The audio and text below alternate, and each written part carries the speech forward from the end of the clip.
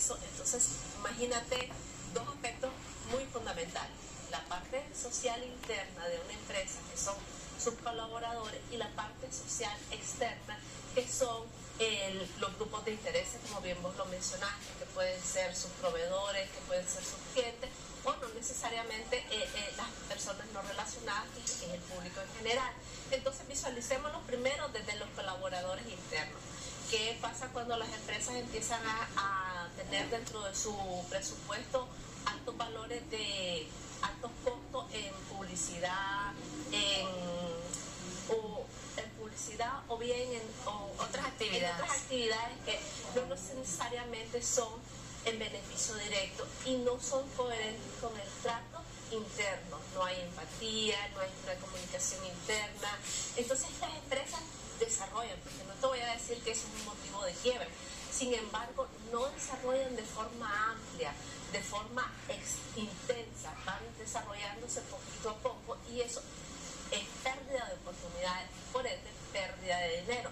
Entonces es simplemente tener una estructura interna donde las personas sean esas mismas referentes, esas mismas personas donde yo he estado trabajando en recursos humanos, y vos ya has escuchado cuando dicen las personas: ay, es que yo trabajo ahí porque me genera plata. Pero imagínate el cambio de esa persona que diga: yo trabajo ahí porque es una empresa que nos da oportunidad de crecer, se siente comprometida, y esa persona es el mismo efecto multiplicador de la empresa o de los valores de la empresa hacia la sociedad. Y eso tendría un valor, pero no es tanto, porque los trabajadores, los colaboradores lo transmiten. Un día estaba hablando con alguien que dijo: la empresa tal, y era la empresa donde estaba trabajando. ¿Qué significa? Que no hay identidad empresarial, que no hay identidad corporativa, que no hay sinergia, y eso es un valor que deteriora mucho el crecimiento de las empresas, y eso se ve desde el aspecto social interno. Y ahora podemos ver el externo. Ok, en el externo, no sé cómo está vinculado también con acciones sociales cuando nos referimos a finanzas sostenibles, o cómo esto se vincula con lo que estamos hablando el día de hoy. Bueno, lo puedes vincular por el aspecto de la contaminación, y no necesariamente desde el aspecto externo, sino lo que genera la empresa en su ambiente próximo.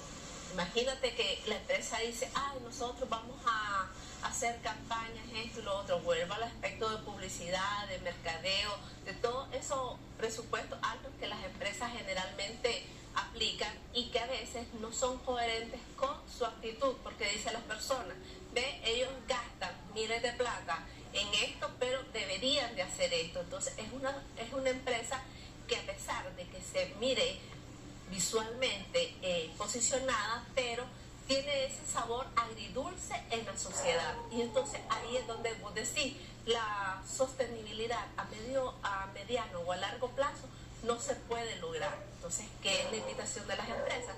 Que valoren esos aspectos de cómo ellos están actuando, de cómo ellos están impactando en la sociedad, si están siendo reconocidos como empresas que aportan valor, que hacen una transición o hacen una trascendencia, mejor dicho, a una sociedad, donde hay empresas donde uno dice: yo quisiera trabajar ahí, o bien yo me sueño ser como ese empresario, donde esas personas dicen: qué cambio, qué bonita esa sociedad, o esa como dicen Google, que todo el mundo quiere trabajar allá, porque dicen que hay un ambiente, que hay esto, que hay lo otro. Entonces ese es el punto de cómo incide la trascendencia en las finanzas sostenibles a mediano plazo desde el punto de vista social.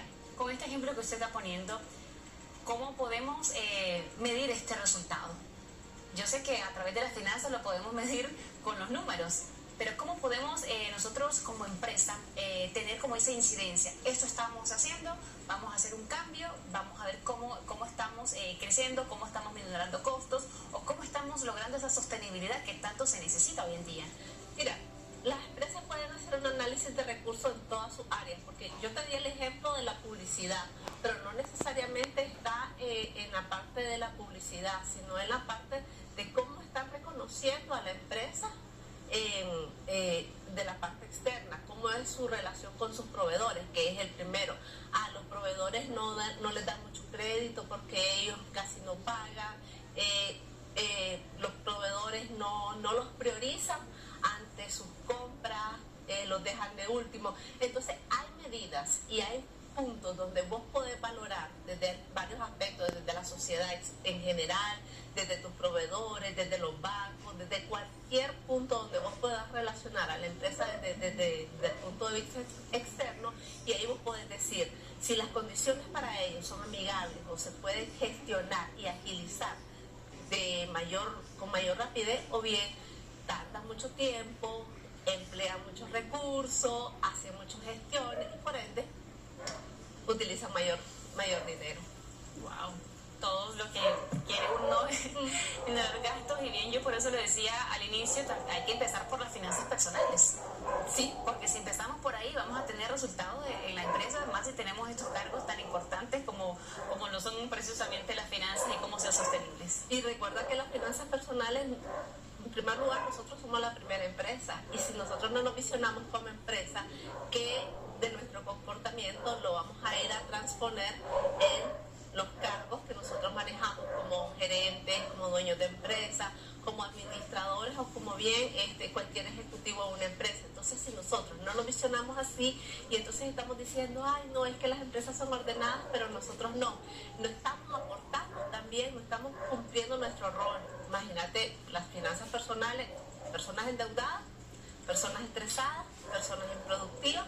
Entonces todo es un círculo vicioso que se une, y ese es el punto de la sostenibilidad, que todos estos puntos converjan en una conciencia clara, una visión a mediano y a largo plazo, porque si nosotros transformamos nuestra visión personal, podemos tener una incidencia no trascendental, pero sí puntual sobre la economía, y eso es lo que podemos aportar.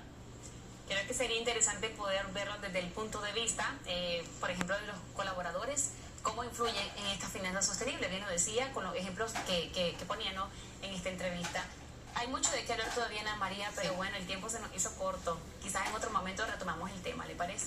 Claro que sí, porque yo iba a decir el ejemplo de un colaborador que no paga la luz, un colaborador que deja una máquina encendida, un colaborador que deja un aire acondicionado. ¿Qué significa? Costo para la empresa. ¿Qué significa? Pérdida de recursos y pérdida de la sostenibilidad a largo plazo. Sin duda, sin duda. Muchos ejemplos podemos poner el día de hoy para compartir con ustedes, pero bueno, en otro momento seguimos hablando sobre finanzas sostenibles. Ana María, un gusto verla y conversar con usted. Claro que sí, igualmente. Gracias. Estuvimos